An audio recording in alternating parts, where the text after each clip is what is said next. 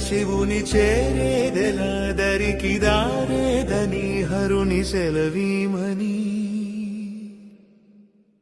నీదే కదా తనువు నీవే కదా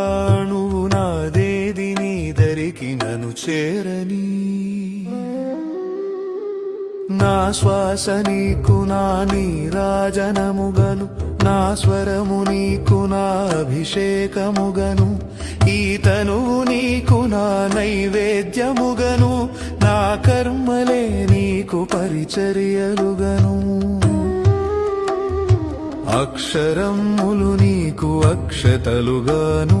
పదమాలలను నీకు పూమాలికగను కరతాళ ధ్వనులివే మేళతాళాలుగను